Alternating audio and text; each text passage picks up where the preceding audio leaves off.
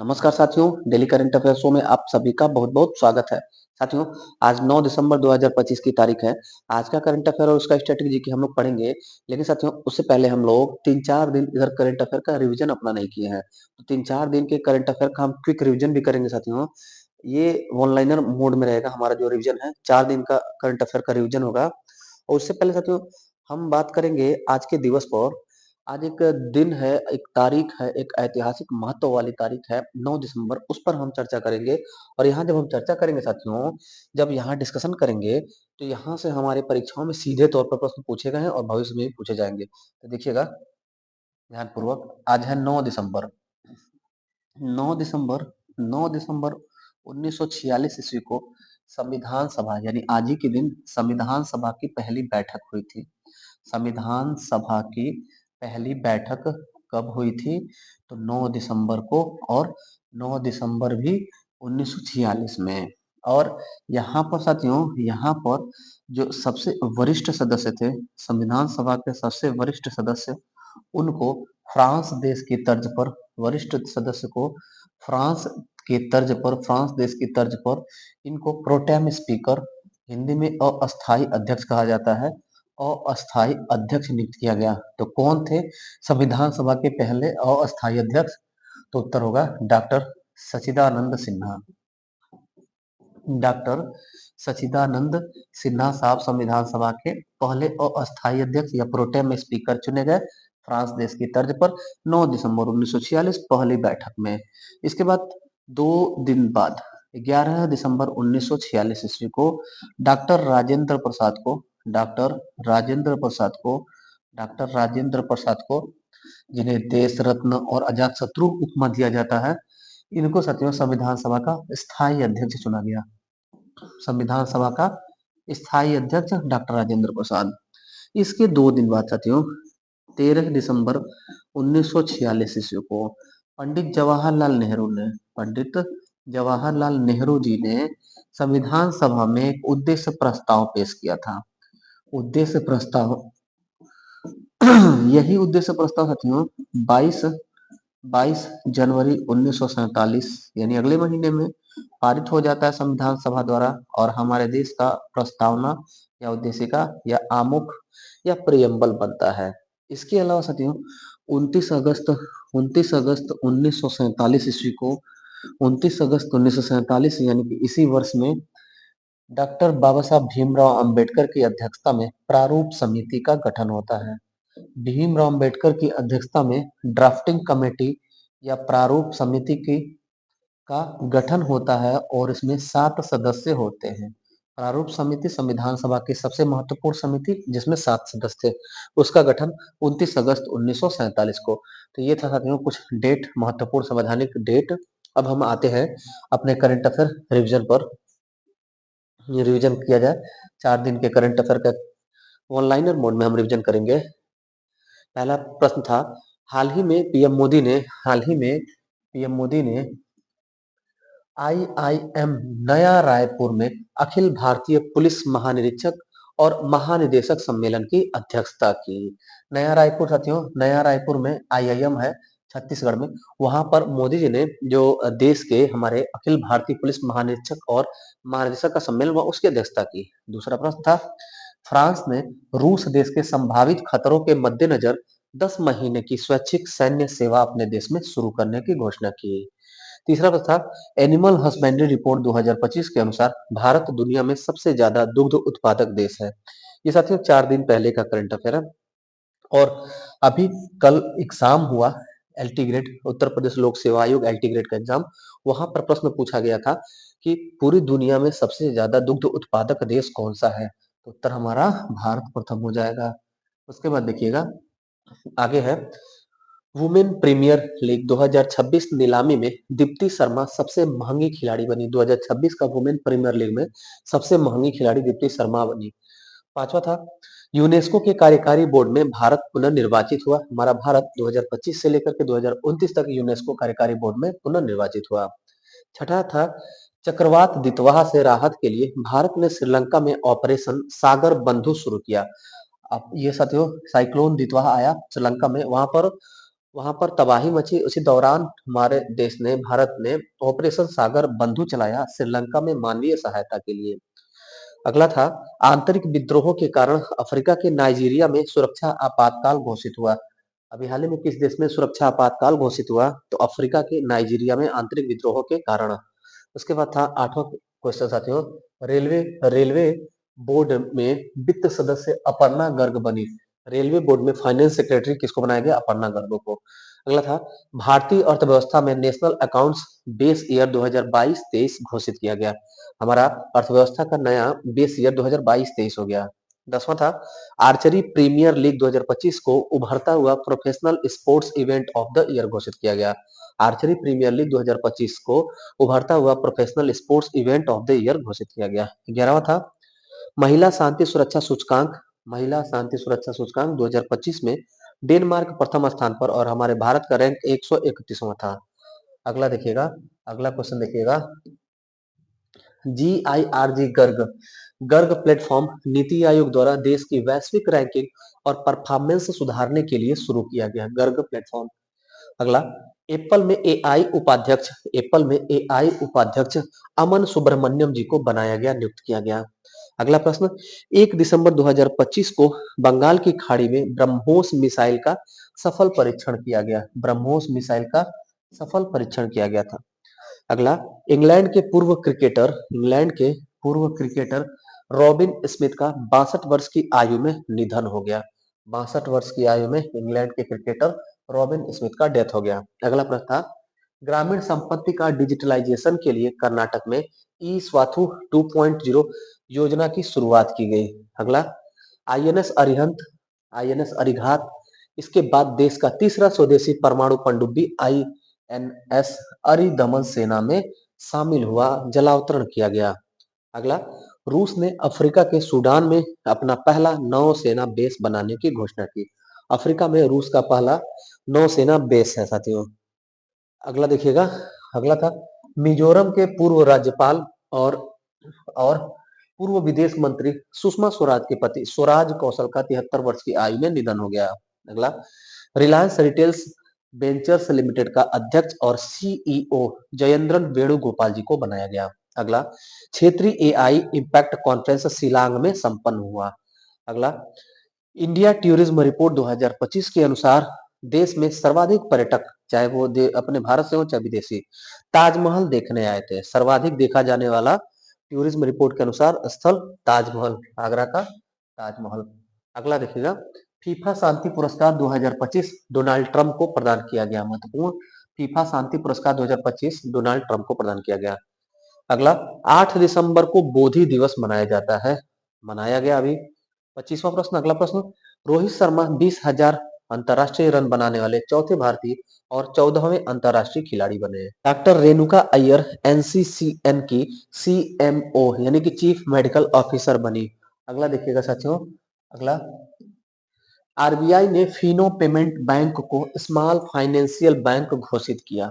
अगला, गूगल भारत में सर्वाधिक सर्च किया जाने वाला विषय क्रिकेट और सर्वाधिक सर्च की जाने वाली फिल्म सैयारा और सर्वाधिक सर्च किया जाने वाला धारावाहिक, आप कमेंट करके उत्तर करिए। सर्वाधिक जो सर्च किया जाने वाला गूगल पर हमारे देश में सर्वाधिक सर्च किया जाने वाला वेब सीरीज या धारावाहिक कौन था? अगला, डीआरडीओ ने 7 स्वदेशी तकनीकी सशस्त्र बलों को सेना को सौंपा। अगला, नेटफ्लिक्स ने वार्नर ब्रदर्स स्टूडियो को खरीद लिया। नेटफ्लिक्स अमेरिकी कंपनी ने वार्नर ब्रदर्स को खरीद लिया। अगला देखिएगा, हमारे देश के गृह और सहकारिता मंत्री अमित शाह ने गांधीनगर में अर्थ समिट 2025 का उद्घाटन किया। अगला, भारत और मलेशिया के मध्य महाजन फील्ड रेंज राजस्थान में हरी मऊ शक्ति अभ्यास हुआ। अगला देखिएगा, 23वां भारत रूस वार्षिक सम्मेलन हैदराबाद हाउस नई दिल्ली में संपन्न हुआ। 34वां, आरबीआई मौद्रिक नीति दिसंबर 2025 में डिक्लेयर हुआ। इसके अनुसार रेपो रेट 5.25% और एसडीएफ और bank rate, SDF bank rate नहीं साथियों, एसडीएफ 5% और एमएसएफ और बैंक रेट 5.5%। तीनों बात याद रखिएगा, रेपो रेट 5.25, एसडीएफ 5% और एमएसएफ और बैंक रेट 5.5% रहा। अगला देखिएगा, अगला, पाकिस्तान में आसिम मुनीर पहले चीफ ऑफ डिफेंस फोर्सेस बने हैं। अगला, ऑस्ट्रेलिया की विक्टोरिया विश्वविद्यालय 2026 में गुरुग्राम में अपना पहला भारतीय कैंपस खोलेगी। कौन? तो ऑस्ट्रेलिया की विक्टोरिया यूनिवर्सिटी। अगला, 29 वर्ष की आयु में लुआना लोप्स लारा दुनिया की सबसे युवा सेल्फ मेड महिला अरबपति बनी। मतलब स्वयं से अपने पिता या पूर्वजों की पूंजी से नहीं, खुद से कमा करके अमीर बनी, मतलब अरबपति बनी मात्र 29 वर्ष की आयु में, ब्राजील की लुआना लोप्स। ये था साथियों 4 दिन के करंट अफेयर का क्विक रिवीजन। अब पढ़ते हैं आज का करंट अफेयर यानी 9 दिसंबर 2025 का करंट अफेयर। पहला प्रश्न आपसे पूछा गया है, दूसरे तिमाही में दूसरे तिमाही में देश में इंटरनेट यूजर की संख्या कितने प्रतिशत बढ़ी? उत्तर होगा ए, 1.49%। हमारे देश में दूसरे तिमाही, इसका मतलब ये हुआ साथियों कि जुलाई 2025 से लेकर के सितंबर 2025 के मध्य में, ये 3 महीने में दूसरा तिमाही इसको बोलेंगे। इसमें 1.49% इंटरनेट यूजर हमारे देश में बढ़े हैं, जिनकी संख्या 1017.81 मिलियन रही। 1017.81 मिलियन यह इंटरनेट यूजर की संख्या रही। कब का रिपोर्ट है? तो ये 2025 में तिमाही रिपोर्ट है, दूसरा तिमाही रिपोर्ट है। ये रिपोर्ट, इस प्रकार का रिपोर्ट कौन प्रस्तुत करता है? तो उत्तर आप करिएगा ट्राई। ट्राई ट्राई एक रेगुलेशन अथॉरिटी है साथियों, रेगुलेटरी बॉडी है, जिसका गठन 1997 ईस्वी में हुआ था, जिसके वर्तमान में प्रमुख अनिल अनिल लोहाटी जी हैं। अनिल लोहाटी जी हैं। ये साथियों इसका फुल फॉर्म देखिएगा तो आधी चीजें समझ में आ जाएगी। Telecom telecom regulatory telecom telecom regulatory authority of India authority of India telecom regulatory authority of India try का फुल फॉर्म है, यानी कि टेलीकम्युनिकेशन दूरसंचार को कंट्रोल, नियंत्रित या विनियमित करने वाली देश की सर्वोच्च संस्थान है, जिसका गठन 1997 में हुआ था, जिसके प्रमुख हैं अनिल लोहाटी जी। दूसरा करंट अफेयर है, कर्मचारियों को डिजिटल थकान से बचाने के लिए लोकसभा में किसने राइट टू डिस्कनेक्ट बिल 2025 पेश किया? राइट टू डिस्कनेक्ट बिल क्या है साथियों? पहले उत्तर देखते हैं। उत्तर होगा ए, एनसीपी सांसद सुप्रिया सुले, नेशनल कांग्रेस पार्टी, इसकी सांसद है सुप्रिया सुले। उन्होंने 6 दिसंबर 6 दिसंबर 2025 को लोकसभा में राइट टू डिस्कनेक्ट बिल एक प्रस्तुत किया। यह साथियों कर्मचारियों को डिजिटल थकान से बचाने के लिए विधेयक है। अगर ये पारित हो जा रहा है तो क्या होगा इसमें, कोई भी कर्मचारी ड्यूटी खत्म होने के बाद और अगर वो छुट्टी पर है किसी भी प्रकार का, तो वो अपना फोन या मैसेज, विभागीय फोन या विभागीय मैसेज या ईमेल, किसी का जवाब देने के लिए बाध्य नहीं है। यह बिल में कहा गया है राइट टू डिस्कनेक्ट, यानी कि डिस्कनेक्ट करने का अधिकार। जैसे कर्मचारी है जिसकी टाइमिंग ड्यूटी की है 10 बजे से लेकर के शाम 5 बजे, और 6 बजे उसके उच्च अधिकारी कॉल करके उसको कह रहे हैं कि आप घर से ये काम कर दे, तो उस दशा में वो कर्मचारी अपना कॉल डिस्कनेक्ट कर देगा। मैसेज किया जा रहा है तो अधिकारी विभाग मैसेज कर रहा है तो मैसेज का रिप्लाई वो नहीं दे सकता है। ये है राइट टू डिस्कनेक्ट बिल। लेकिन यहाँ महत्वपूर्ण बात यह साथियों, कर्मचारियों के लिए है ये पब्लिक सर्वेंट या जो अधिकारी होते हैं उनके लिए नहीं, क्योंकि पब्लिक सर्वेंट अधिकारी की ड्यूटी 24 घंटे की होती है। अगर कोई आपदा, कोई भी आवश्यकता महसूस होती विभाग को, शासन प्रशासन को, तो आपको ड्यूटी में वो 12 बजे रात में भी प्रायोजित किया जा सकता है, लगाया जा सकता है। ये साथियों जो लिमिटेड टाइम के जो कर्मचारी हैं, स्टाफ हैं, जो लिमिटेड टाइम ड्यूटी करते हैं, जैसे ऑफिशियल टाइम ड्यूटी करते हैं, उनको मानसिक थकान से बचाने के लिए किया गया है। क्योंकि साथियों कतिपय स्रोतों से अभी ज्ञात हो रहा है कि उत्तर प्रदेश में जो एसआईआर कार्यक्रम चल रहा है, उसमें कुछ बीएलओस, कुछ कर्मचारियों ने मानसिक दबाव के कारण सुसाइड कर लिया, ऐसा कहा जा रहा है, सोशल मीडिया के द्वारा ऐसा कहा जा रहा है। उसमें साथियों उसी मद्देनजर ऐसा बिल प्रस्तुत किया गया है एनसीपी की सांसद सुप्रिया सुले जी के द्वारा। तीसरा प्रश्न पूछा गया है, रक्षा मंत्री राजनाथ सिंह ने कितने सीमा सीमा बुनियादी ढांचा परियोजनाओं का उद्घाटन किया? उत्तर होगा ए, 125। हमारे देश के रक्षा मंत्री राजनाथ सिंह ने साथियों अभी हाल ही में हमारे देश में सड़क सुरक्षा, पुल, रेलवे, इन सभी की अवसंरचनात्मक विकास के लिए 125 सीमा बुनियादी ढांचा परियोजनाओं का उद्घाटन किया। इसका निर्माण BRO संगठन के द्वारा किया जाएगा, बॉर्डर रोड ऑर्गेनाइजेशन के द्वारा। BRO बॉर्डर रोड ऑर्गेनाइजेशन के द्वारा किया जाएगा, जिसका गठन साथियों 7 मई 1960 ईस्वी को हुआ था, जिसके वर्तमान में प्रमुख हैं रघु श्रीनिवासन जी। रघु श्रीनिवासन जी इसके प्रमुख हैं, बीआरओ के प्रमुख है।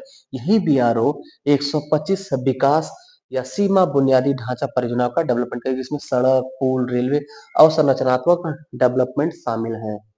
अगला करंट अफेयर है, हाल ही में रोमन गोफमैन को मोसाद का चीफ नियुक्त किया गया। मोसाद किस देश की खुफिया एजेंसी है? उत्तर होगा बी, इजराइल। इजराइल इजराइल देश मिडिल ईस्ट कंट्री का देश, मध्य पूर्व का देश साथियों इजराइल। वहाँ की एक खुफिया एजेंसी है, जिसको माना जाता है दुनिया की सबसे तगड़ी खुफिया एजेंसी है मोसाद। उसी मोसाद का हेड नियुक्त किया गया रोमन गोफमैन को। ये रोमन गोफमैन है, ये चार्ज ले रहे हैं साथियों इजराइल की गुप्तचर एजेंसी, खुफिया एजेंसी मोसाद का। साथियों ये जो है इजराइल के जो प्रधानमंत्री हैं, वर्तमान इजराइल के प्रधानमंत्री Benjamin Netanyahu, Benjamin Benjamin Netanyahu वर्तमान इजराइल के प्रधानमंत्री हैं। उन्हीं के सैन्य सचिव भी हैं Benjamin Netanyahu. Benjamin Netanyahu Israeli प्रधानमंत्री के ये सेक्रेटरी हैं, सैन्य सेक्रेटरी, मिलिट्री सेक्रेटरी भी हैं वर्तमान में। और यही जो है मोसाद के प्रमुख बनाए जाएंगे, रोमन गोफमैन। इजराइल की राजधानी साथियों, इजराइल की राजधानी है जेरूसलम। इजराइल की राजधानी है जेरूसलम।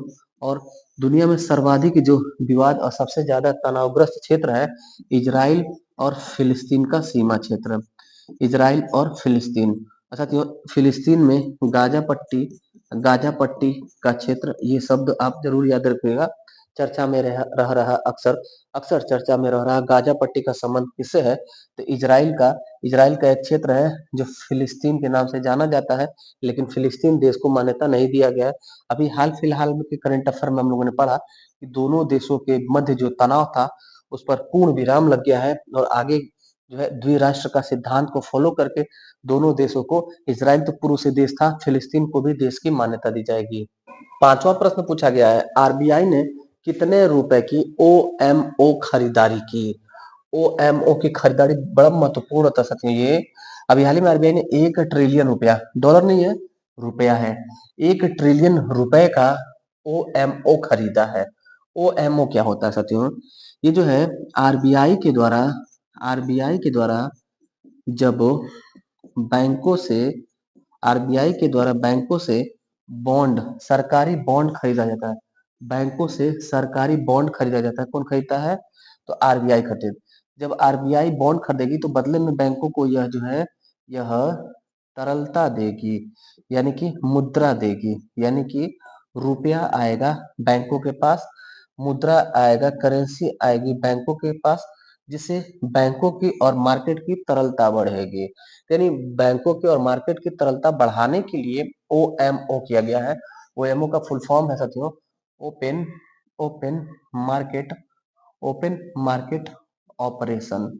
ये क्यों इसी समय किया गया है? तो ध्यान रहे, अभी अभी साथियों वर्तमान में जो डॉलर की कीमत है वो हमारे 90 रुपए को छू ली है, यानी $1 जो है हमारे इंडियन करेंसी का 90 रुपए के बराबर हो गया है।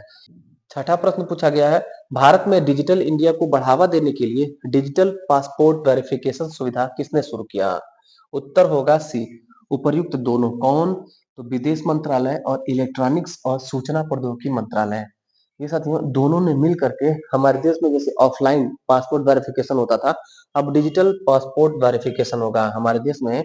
डिजिटल इंडिया को बढ़ावा देने के लिए डिजिटल पासपोर्ट वेरिफिकेशन होगा, जिसके लिए इलेक्ट्रॉनिक्स और सूचना प्रौद्योगिकी मंत्रालय और विदेश मंत्रालय ने समझौता किया। दोनों कार्य करेंगे किस आधार पर? तो डिजी लॉकर बेस पर। डिजी लॉकर के माध्यम से जो इलेक्ट्रॉनिक और सूचना प्रौद्योगिकी मंत्रालय और विदेश मंत्रालय है, इन दोनों ने मिलकर के डिजिटल पासपोर्ट के वेरिफिकेशन की फैसिलिटी की शुरुआत की। वर्तमान में इलेक्ट्रॉनिक्स और सूचना मंत्रालय में मंत्री कौन है साथियों? तो अश्विनी वैष्णव जी। अश्विनी वैष्णव माइटी मिनिस्टर है हमारे देश के। अश्विनी वैष्णव जी माइटी मिनिस्टर हैं। और विदेश मंत्री कौन है? तो एस एस साथियों एस जयशंकर साहब हमारे देश के विदेश मंत्री हैं। सातवां प्रश्न पूछा गया है, देश में 5 वर्ष से कम उम्र के कितने प्रतिशत बच्चे छोटे कद और कुपोषण के शिकार हैं? उत्तर होगा साथियों 34%। एक रिपोर्ट आया उसके अनुसार हमारे देश में 5 वर्ष से कम आयु के जो 34% बच्चे हैं वो इस बीमारी के शिकार हैं, जिसमें छोटा कद हो जाता है, हाइट छोटा हो जाता है उनका, ठीकने हो जाते हैं और कुपोषित हो जाते हैं बच्चे। आठवां और अंतिम करंट अफेयर पूछा गया है, किस देश ने रेलोस समझौते की पुष्टि की? रेलोस समझौता क्या है, किसके मध्य हुआ? उत्तर होगा भारत और रूस के मध्य। है क्या? देखेंगे साथियों, पहले तो याद कर लें, रेलोस समझौता हमारे भारत और रूस के मध्य हुआ। भारत और रूस के मध्य। ये साथियों, ये रूसी राष्ट्रपति हैं व्लादिमीर पुतिन। व्लादिमीर पुतिन हमारे देश के 4 दिवसीय यात्रा पर रूसी राष्ट्रपति, और इन्होंने 23वें क्रम का भारत रूस वार्षिक शिखर सम्मेलन हैदराबाद हाउस में नई दिल्ली में संपन्न हुआ, वहां पर प्रतिभाग भी किया इन्होंने। और रेलोस एक समझौता हुआ। रेलोस समझौता क्या साथियों, पहले तो इसका फुल फॉर्म देखिएगा। इसका फुल फॉर्म होगा, हिंदी में ही लिखते हैं, reciprocal reciprocal exchange reciprocal exchange exchange of reciprocal exchange of reciprocal exchange of logistic logistic supply. Supply नहीं कहते, सपोर्ट है, इस सपोर्ट करने के लिए है। होता क्या है इसमें, पहले तो एक बार फिर से देखिएगा। रेलोस का full form reciprocal exchange of logistic support. Reciprocal exchange of logistic support. इस पर साथियों आप ज्यादा फोकस करना चाहते हैं, हमारी परीक्षा में निश्चित तौर पे ये क्वेश्चन रहेगा, क्योंकि हमने देखा साथियों कि ये जो लेमाओ समझौता एक हुआ था, ये हमारे परीक्षाओं में रहा था, पीसीएस के एग्जाम में रहा था आज से 3-4 साल पहले। यहाँ पर जो हमने लिखा साथियों, कोमकासा, बेका और लेमाओ, यह भारत और अमेरिका के मध्य हुआ एक समझौता है। जैसे ये रेलोस है, उसी प्रकार से अमेरिका से भी ये 3 समझौते हो चुके हैं। होता क्या है, ये है क्या रेलोस, और ये कोम कोमसाका और बेका, कोमकासा, बेका और लेमाओ, ये होता क्या साथियों, देखिएगा।